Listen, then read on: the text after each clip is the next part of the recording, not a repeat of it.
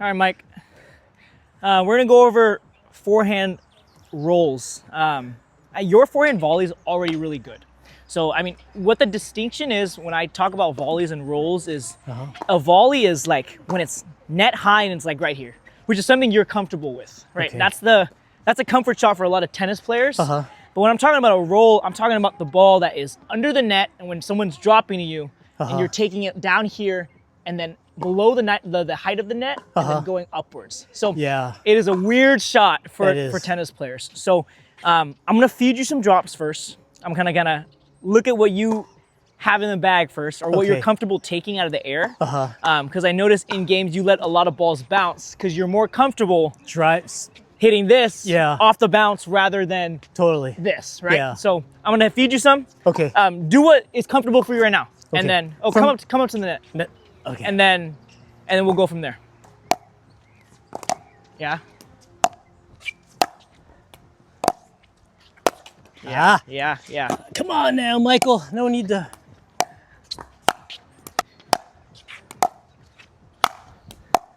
Yeah, good ball. That's the one. That's the one. That's the one.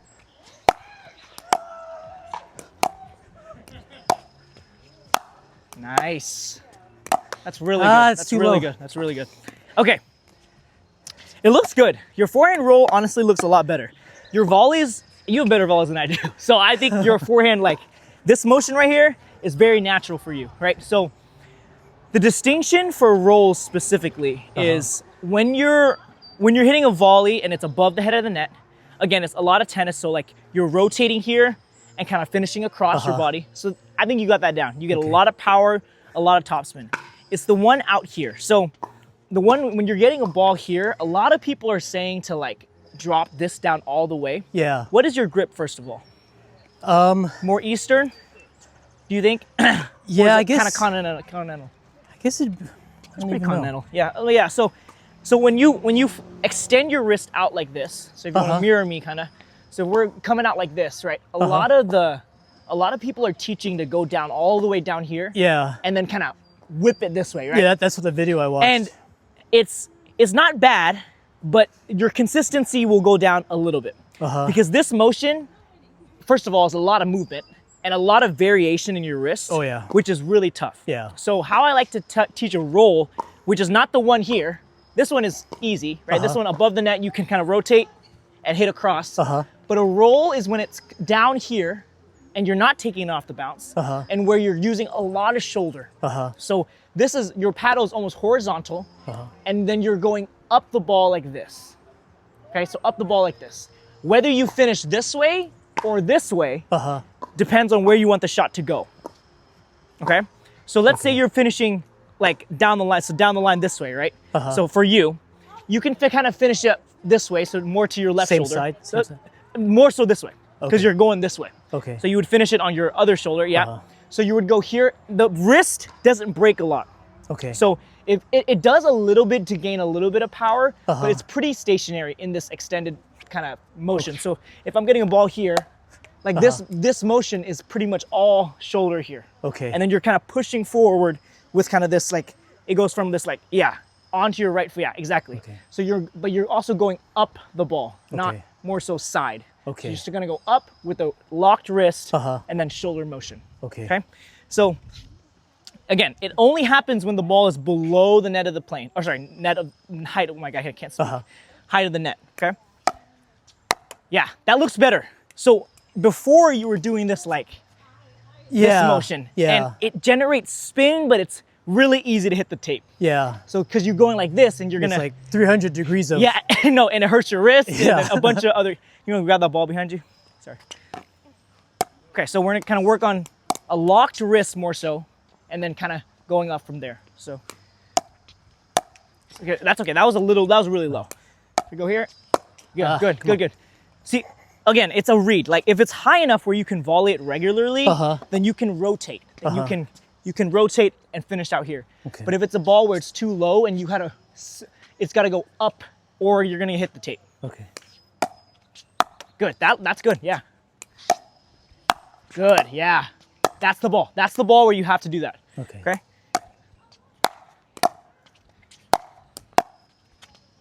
Good, good. That's the ball right there. So do you see how, like, you really have to just brush with a locked wrist so it spins in, right? You're not trying to impart like depth or power. Obviously it needs to be a little bit deep, but you're trying to pin with location and spin more than power. Good, yeah. Yes. See that ball right there? I could have attacked. You can just rotate and go, okay? That's the ball, good. Yeah. Yeah. Good. Perfect, right? If it's high, you better rotate and crush that thing. But if it's at a lower part of the net, you're kind of going for that motion, okay? Good. Good. That part right there. So the other thing is there's a sweet spot. So Ben Johns talks about this a lot. There's a sweet spot for him. It's like, I don't know, it's longer, right? For me, it's like about right here. Yeah. If the ball is here, you do not want to be taking a roll right here. So what you did there was just a little too tight to your body. So it's all footwork. So if you're here, I would move so that I can hit this roll, especially if you're on the left side, right? Okay. Good, good, good locked wrist. Good, yeah. So that's just good. Good, yep. That's good. Good, that's the ball. And that's the right ball to take out of the air, okay? Yeah, it was like right in the middle where I just about couldn't reach it. Yeah. Footwork. Do you see what you did there? Yeah, you're trying to like take a ball like down here. And it's really difficult. Improvise my. Good. Good. That's the ball. Good. Yep. Perfect. So I think you also generate a lot more power on your volleys, and I think that gives you an advantage, right? You really can rotate even when the ball is a little bit low on the net, which is a great trait that you can use to your game, right? But the balls that are out in front have to be rolled because this motion is almost impossible to do when it's that low. Like that ball, yeah, that's perfect. Good. Good. Perfect, perfect.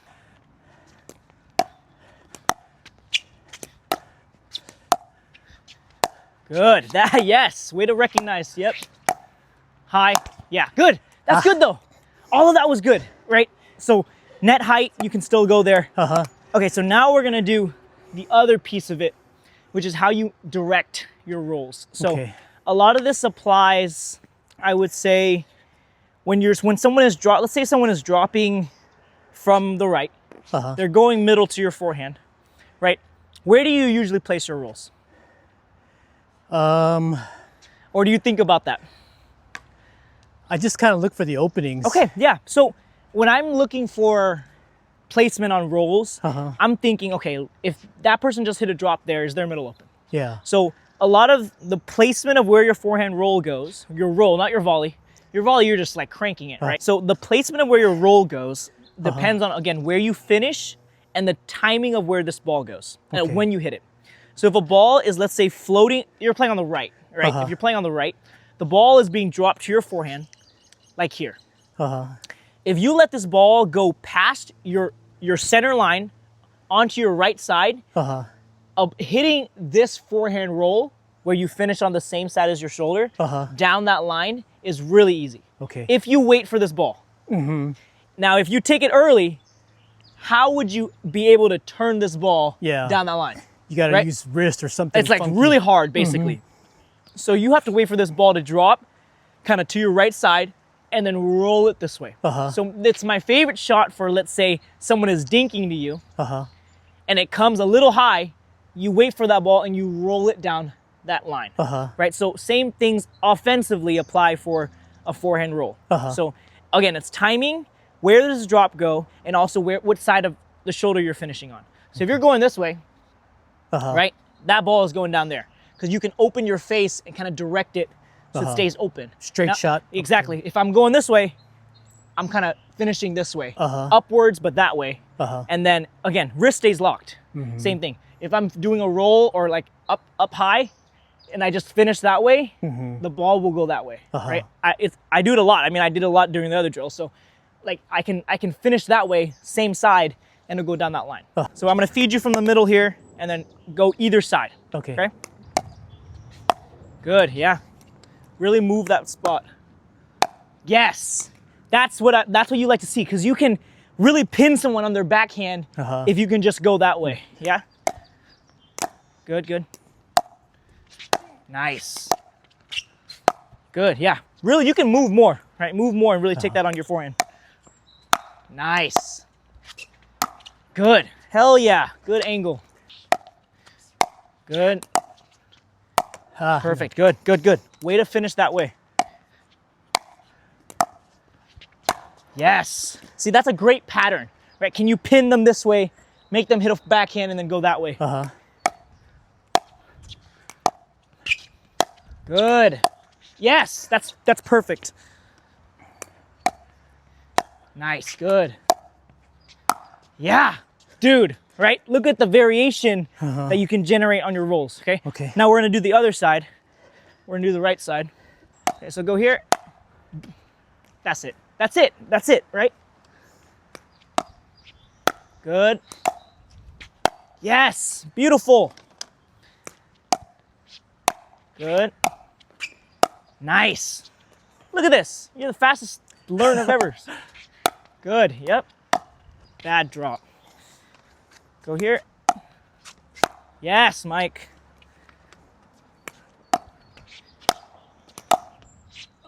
Good, yeah. See how you wait for that ball to kind of drift, and then it's super easy to go down that line. Good. Good, yeah. If you wait even more, you can paint that line, right? Even more. Nice, good, good. Way to turn your body. Good, yeah. That's killer.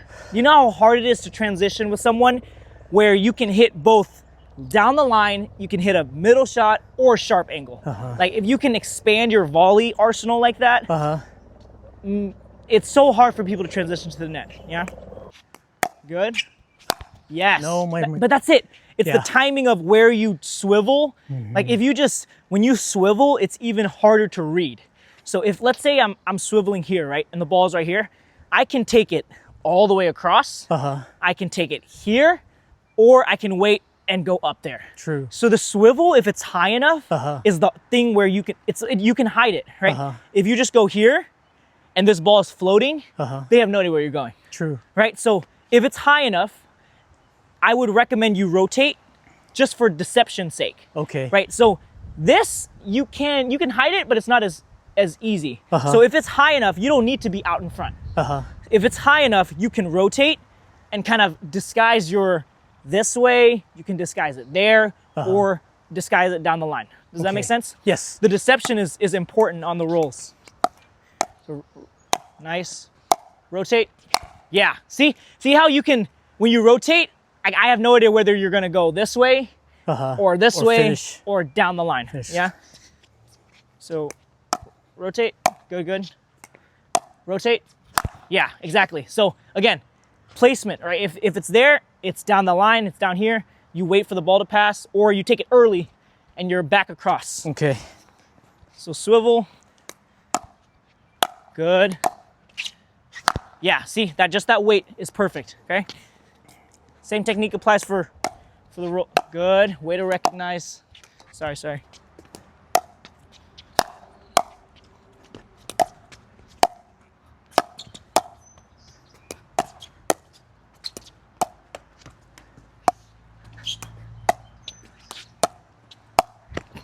Oh, come on, Mike, come on. Good shot. Thank you. Clip it. Yes. Dude, deadly. I don't know why my knee is cramping right now. Jeez. Okay, go ahead.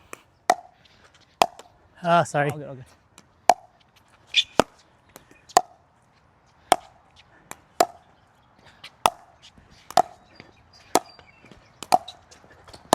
Yeah, that's okay.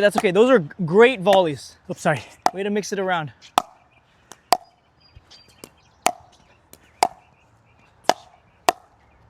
Good shot. Okay, anyways, well, good volleys, right? The placement is so important for volleys. So like, if you can really vary your like inside out, right? Inside, I don't know, down the middle, right? And then inside in, where you can really go sharp on it.